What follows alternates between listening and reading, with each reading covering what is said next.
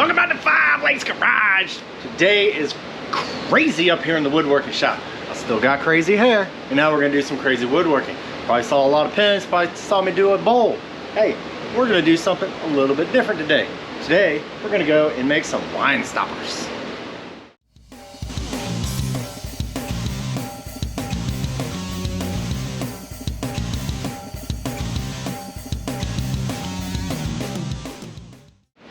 All right, I got a couple examples here.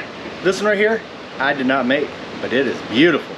My buddy, Mr. Perkins, made this one. And if you notice, he put some high-end stock on it as well. These little things are not that cheap, but that looked beautiful. Here's another one that he made. A little bit different design, a little bit different wood. He's glued some stuff together and it looks beautiful. Now this is what I made. Because I'm a cheap little joker, I went and bought cheap little inserts, but that is some bloodwood. I love this stuff. It's toxic, but I love it. But anyway, we're gonna do something a little bit different. We're gonna do something like this, but we're gonna use some purple heart. Now I just took 4 pieces, they're scrap from other projects, and glued them together. Just make sure that the glue is dry all through the night. Now in order to make a wine stopper, you need a couple of actual special tools. This is what I kind of picked up. All right, it's a slightly different chuck that you put on your lathe. Kind of looks like this. You put a little, where's my thing? This particular model, you have your little key, and when you turn this, the jaws get bigger and then they get smaller. It's actually pretty decent. This was on sale the other day. I was using Mr. Perkins, because he's an awesome dude, and he let me borrow his. But right now he can't do his own stuff, so I gotta give that back. So I bought one for myself. All right, and when you get this little manual thing here, it comes with this little guy. Now this right here, it's a threaded end, and it also has a little chuck on the other side, which actually fits inside of this. This goes on your lathe, this will go into your piece. Now the idea though is that you have to drill a hole, drill a hole straight down the center in order to fit this. Now it's gonna be threaded, and you're gonna be making your own thread, so be careful and don't split your wood. And I went ahead and bought a bunch of these little guys. These are just the cheapy little things you stick in there. Stuff. But anyway, we're gonna use these guys. This is what I got. And I'm still practicing. I'm not the expert like Mr. Perkins. I'm still an amateur. But I'll show you some of the things I've learned so far. Might help you. So, got the stuff all glued together. Next step is to drill a hole. All right, here we are at the drill press. I went ahead and pre-measured, and this is slightly bigger than my little stopper here. So I'm gonna find the center. I'll get my block here. This thing is relatively straight. It's still a little bit off. I gotta figure out how to get this thing to go this way a little bit better. But it'll be enough for what we're trying to do here. I need my giggles.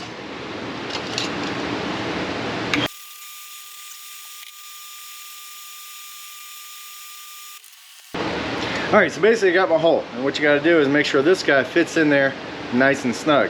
Now don't make it too snug, because you need to put glue in this thing. The glue is actually what's going to hold it in. But now I should be able to thread the other piece into this, and we can get it on the lathe and start turning. All right, we have it here on the lathe, and as you can tell, I apparently can't drill the hole straight. That's pretty bad, I have to say. But we're going to be able to save this a little bit. We'll just have to shave off until it's actually perfectly round. We will make the outside match the inside. So if you can, drill it straight. And also, since it's so lopsided so far, we got to keep the RPM down. But first, I need some glasses and a dusk mask. Basically, a rule of thumb, if the prettier the wood, the more toxic it is.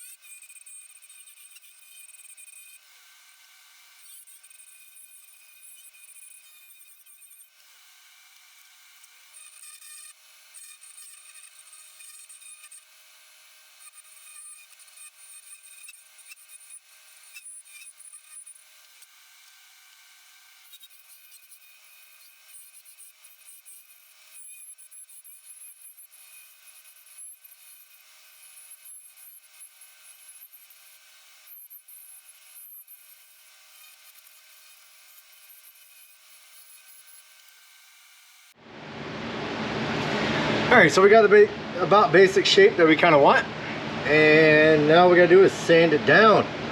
You can see a couple of the lines where the pieces were glued together, but that should almost be invisible once you actually sand it and get it nice and pretty. So right now it doesn't look that great. It's about to look a whole lot better. This is where it really gets toxic, because then you're sanding. Get your mask on and your fan.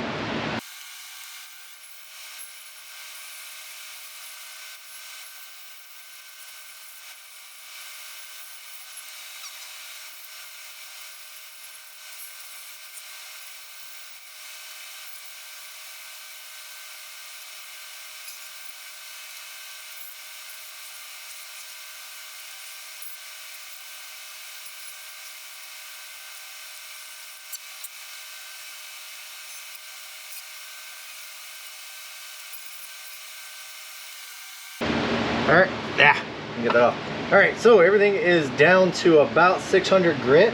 I got a little bit of a nub right there. I'm gonna pop that off, and then we're ready for the magic. I'm gonna show you the magic. If you saw one of my shorts, you'll see exactly what I got. That stuff is awesome. Well, let me get this little nub off right there. Take a minute. Hey, thanks for watching the show. Hey, if you need some outdoor speakers, indoor speakers, whichever, go ahead over to Handui and go ahead and get you 10% off. But if you need some LED lights for your trucks, your tractors, whatever, go over to Exito and get you 15% off. All the promo codes are down and below.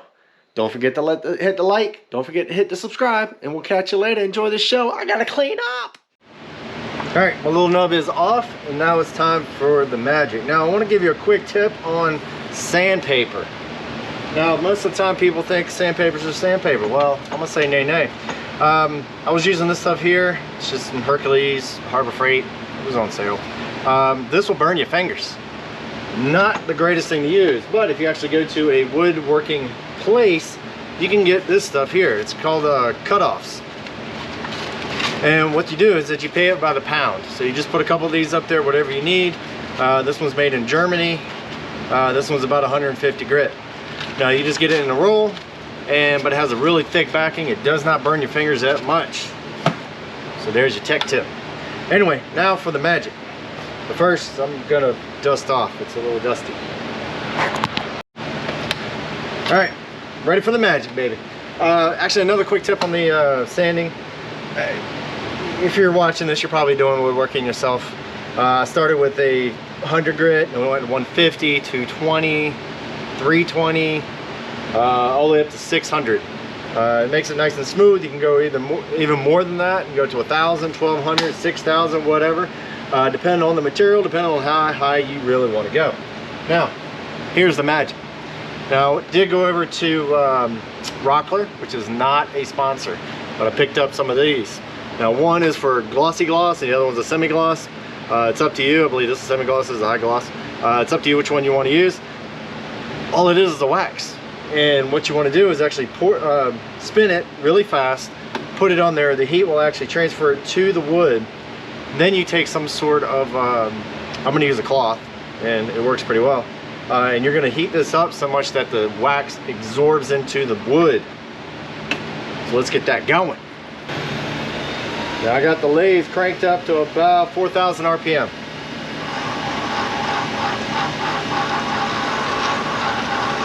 And make sure it gets in every cranny. This is like magic wax.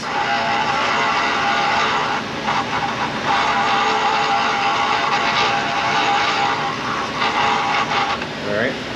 Now, as you can see, you don't use much of it, so one little bar will last you a really long time. Now, there are some special pads to use. I don't have any yet because they're on order, so I've been using just this microfiber cloth. Now, you just do destroy your cloth because it does melt it, but take a look. Ready? Magic.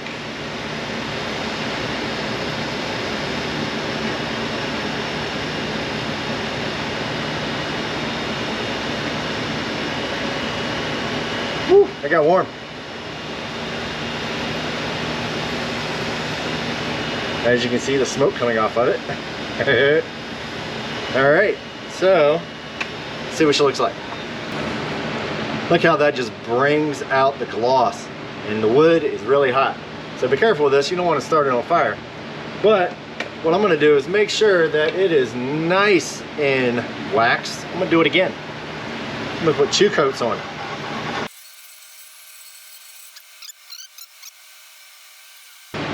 There you go. Look at that. Bam! There you go. Alright, it's going to be one. Take a look at that. That's what I'm talking about. That is beautiful. You can still see my lines where I glued it, so maybe I didn't have it quite set up right, but hey, I'm still learning. But that looks nice. All right, back over here at the vise. Ooh, look at that hair. All right, we're back here on the vise only because it's really hard to hold on to that and turn this off, turn it at the same time. So you just unscrew it. There you go. So you got your nice little hole. Then you're gonna make sure that fits in properly, which it does. And now we're just gonna put the glue in there, stick that in there, wipe it off, and you're good to go. Where's my glue? Oh, it's right here. Now don't fill it all the way up, because obviously when you put the thing in there, it's gonna get everywhere and make a mess. Put a good amount in. And you want to take this, and as you stick it in there, you guys twist it all around to make sure the glue gets everywhere. Wipe off your excess, because that's just going to get in the way. Make sure it's straight. Alright. So now all you have to do is let that dry, stick your little rubber cap on there, and boom, you're ready to rock. And then you can be the rock star of the neighborhood. Because all your wine bottles are going to look great. Looks about straight. Maybe a little bit. There you go. Looks about straight. We're going to do the calibrated eyeball. It's good enough. Now I did find out, like if I use the one that I have, it actually fits pretty nice on the cheaper inserts because it is a smaller diameter. Not by much, just a little bit. But when I wallered it out over there, I did a little too much. Got a little too aggressive. But that's going to be pretty good. I'm going to let that dry. I'm going to show you what it looks like and show you that it fits on a bottle. You ain't no listen woodworking, man. It just calms the soul. You should try it out. Bam!